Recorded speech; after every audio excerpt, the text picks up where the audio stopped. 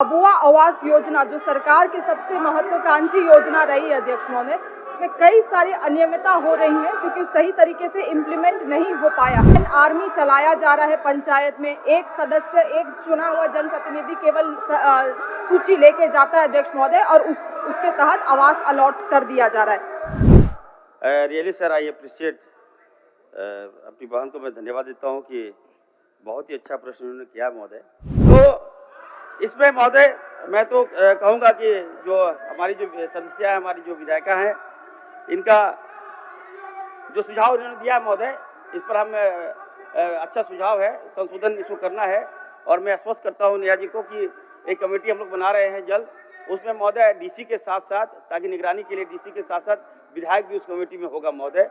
सभी विधायक भी होंगे, भाजपा के विधायक भी होंगे, डीसी के साथ बैठक करेंगे। अगर इनको लगता है कि अबुआ आवास में कहीं गड़बड़ी है तो आप लोग बैठ के इसको चयन करें महोदय। चलो शिल्पी अध्यक्ष महोदय, सरकार की जो सबसे महत्वाकांक्षी योजना है अबुआ आवास, आप उनके चैम्बर में चले जाइए। मेरा सवाल उसी से संबंधित है अध्यक्ष महोदय। केंद्र सरकार की जो नाकामियां रहा इंदिरा आवास जो प्रधानमंत्री आवास को इन्होंने बंद किया अध्यक्ष महोदय, उसकी भरपाई करने के लिए 5,000 करोड़ का एलोकेशन करते हुए राज्य सरकार ने अपने तरफ से अबुआ आवास देने का काम किया है। किंतु अध्यक्ष महोदय, इसका क्रियान्वयन सही तरीके से नहीं होने के कारण पिछले टारगेट में बहुत सारी अनियमितता और आप देखिए फिर आप लोग उत्तेजित कर रहा है। आपको हम बता रहा है सरकार का उत्तर। माननीय बिरिंची जी मान्य। आज हम मुख्यमंत्री बोल रहे हैं। चलिए, सरकार का उत्तर होता है। आप माने या न माने अलग विषय है। बैठिए चलिए बोलिए। आज आप बोल रहे हैं माननीय मुख्यमंत्री जी। चलिए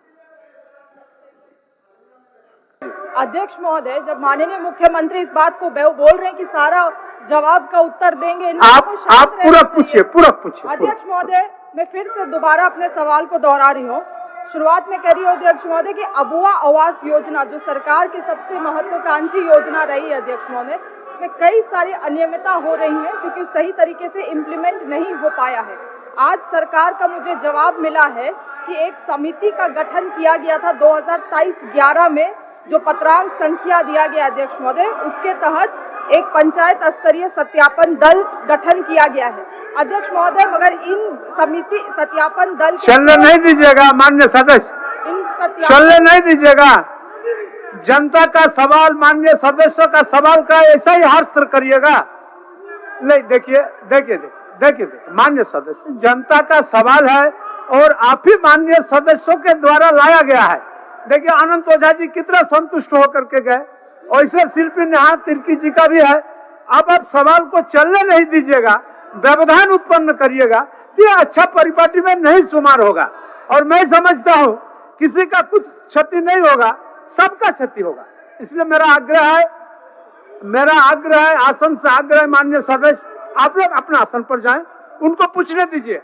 अबुआ आवास का बहुत ही महत्वपूर्ण सवाल किया है और जवाब भी सरकार से लेना है। बैठिए भानु जी, बैठ चलिए। पूरक में मेरा यही सवाल है जो सरकार के उत्तर खंडिका 2 में दिया गया है कि पंचायत स्तरीय सत्यापन दल का गठन किया गया है। अध्यक्ष महोदय, इस पंचायत स्तरीय सत्यापन दल में एक भी मेंबर एक्टिव नहीं है अध्यक्ष महोदय। 1 मैन आर्मी चलाया जा रहा है पंचायत में, एक सदस्य एक चुना हुआ जनप्रतिनिधि केवल सूची लेके जाता है अध्यक्ष महोदय और उसके तहत आवास अलॉट कर दिया जा रहा है। मैं सरकार से केवल ये दरखास्त करना चाहती हूँ अध्यक्ष महोदय कि 2 डायरेक्शन, क्योंकि नया योजना था, कुछ कमी बेसी हुआ है इसमें मानती हूँ, मगर 2 इम्पोर्टेंट डायरेक्शन सरकार जारी करे अपने तरफ से विभाग। एक तो है अध्यक्ष महोदय कि प्रॉपर एग्जीक्यूशन के लिए जो ये सत्यापन, थोड़ा जवाब ले लेते हैं। अध्यक्ष महोदय, मैं समय उतना व्यर्थ नहीं करना चाहती हूँ, हाउस का भी पॉइंट में आ जाती हूँ। अध्यक्ष महोदय, जो प्रॉपर एग्जीक्यूशन होना चाहिए इस पंचायत स्तरीय सत्यापन दल का, और जितने भी मेंबर्स हैं अध्यक्ष महोदय, इन सभी मेंबर को पंचायत स्तरीय चुने हुए जनप्रतिनिधियों को उसमें एक्टिव करना चाहिए।